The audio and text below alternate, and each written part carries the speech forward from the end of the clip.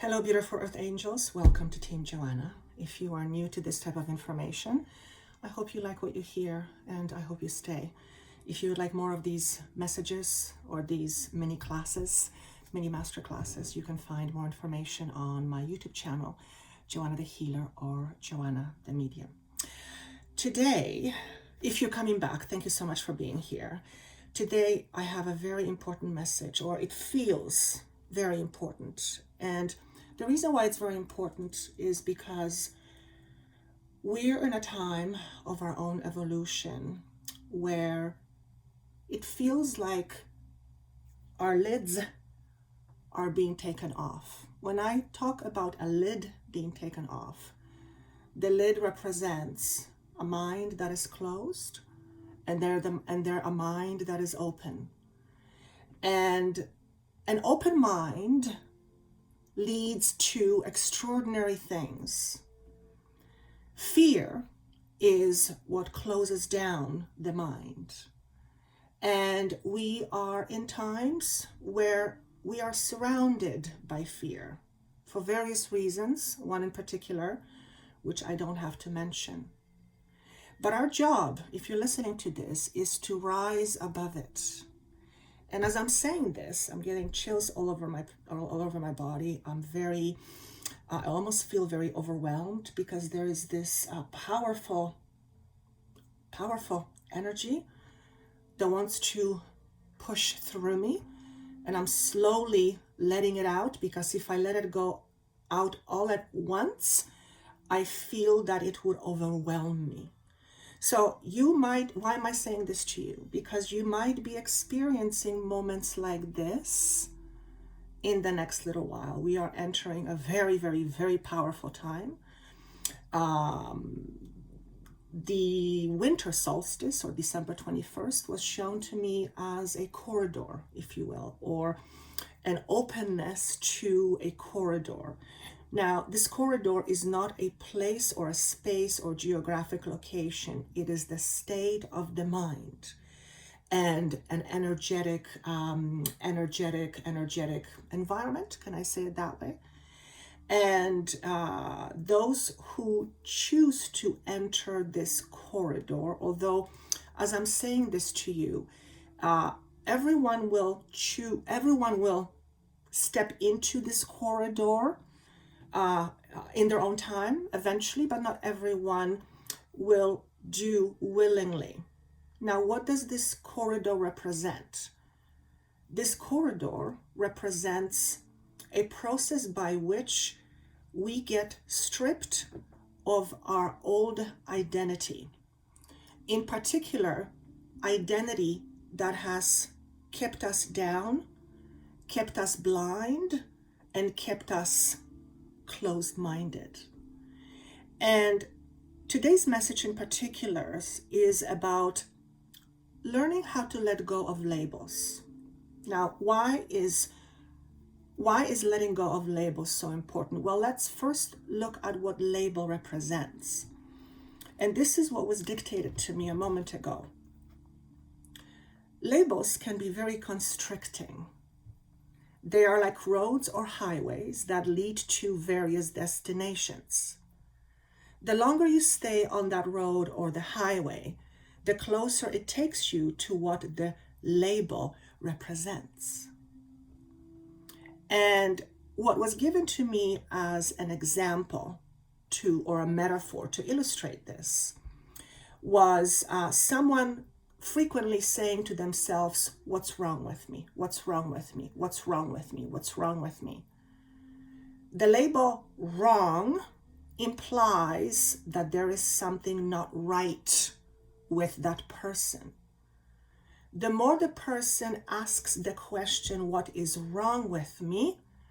The closer that person gets to realizing the wrongness or what is wrong. In other words, the more the person asks themselves, what is wrong with me? The more the person is manifesting something being wrong with them.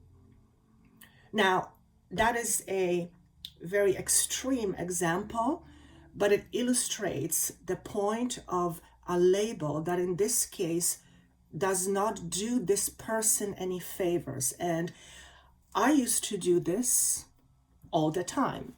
It was something I was exposed to. So I naturally took it on as part of my inner conversation with the universe, or my inner dialogue with myself.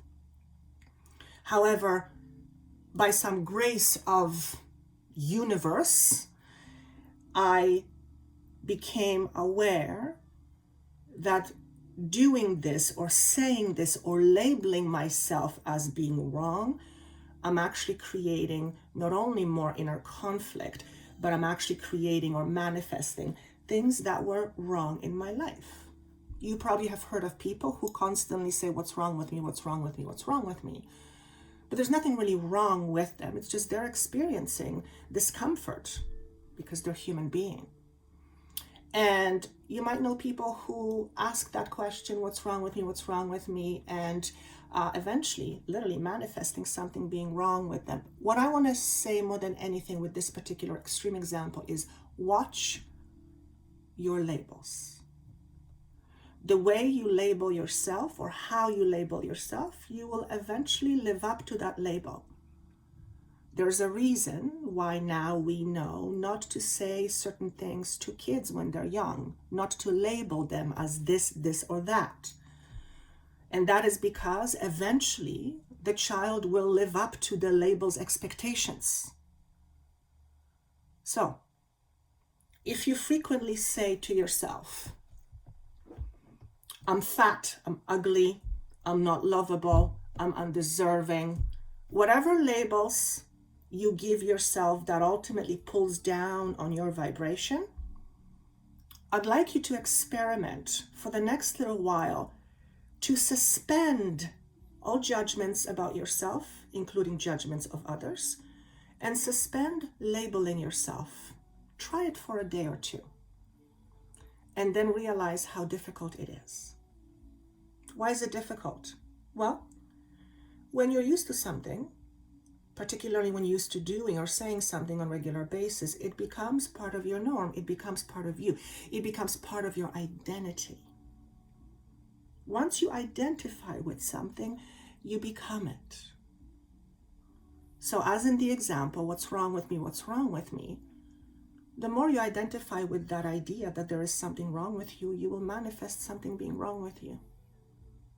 Now, the logical mind will step in and have a conversation that goes something like this. Well, look at my life. There's obviously something wrong. Yes, chaos is happening, but that does not mean that there's something wrong with you.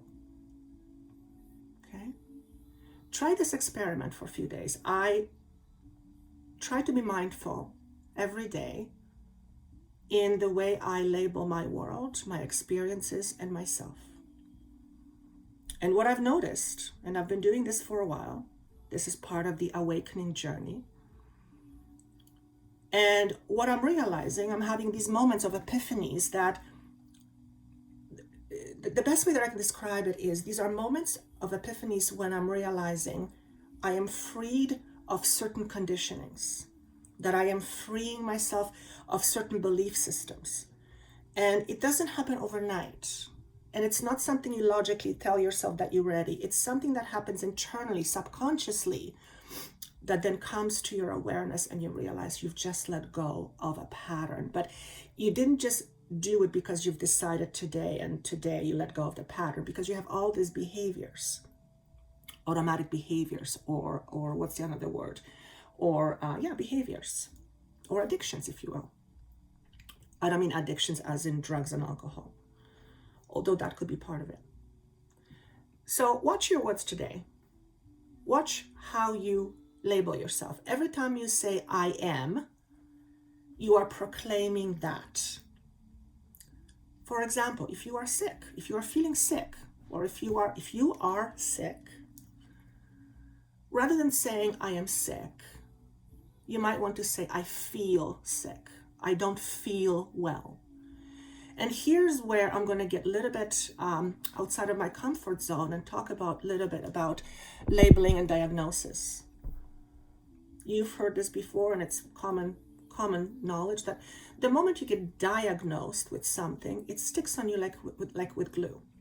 And it's very hard to get it off unless you do not believe in a diagnosis. Now that can be a debate in and of itself. All I'm trying to say is this. The moment you adopt a label as part of who you are, you become that label. Okay? So if someone tells you you are sick and you say, okay, I am sick, you then become that person. It doesn't mean that you're not feeling well. It doesn't mean that things are not performing the way they should. All I'm saying here is the moment you say, I am, quote, for example, sick, you become it. That's why when a person says all the time, what's wrong with me, what's wrong with me, what's wrong with me, they're actually looking for there to be something wrong with them. And then when they find it, generally they're not very happy. So do yourself a favor and notice the way you label yourself, the way you label the world. I used to think of food as good and bad. We all do it. We know that junk food is not good for you. But whenever I would eat food that was deemed by me as bad, that's how my body was reacting to the food, as bad. Though there are better choices and worse choices, labeling food as bad, again, doesn't do us any favors. If there is food you would rather not eat because you understand that eating this food creates certain chaos in your body, then don't necessarily label it as bad food. Just look at it as a choice you do not prefer. And what you'll see is if you have this with food, and many people do, you'll see your relationship with food will change. Because then food will no longer be your enemy. And I'm speaking to someone here. I'm speaking to myself. I've gone through it. I continue to go through it, but I'm speaking to somebody. There's a definite thread here about someone who has a relationship with food that is overeating, and this person's relationship with food is one of good or bad. Okay, so this is you. Just notice how you label your food. Okay, and I think that's all I want to leave with you. Don't be afraid of exploring your mind. It is through mind exploration that we free ourselves from our inner conflict. And if you would like me and my team to help you with that, you can reach me down below. There is a link, or you can reach me at joannathehealer.com. Thank you so much for your time, and I wish you well and see you soon.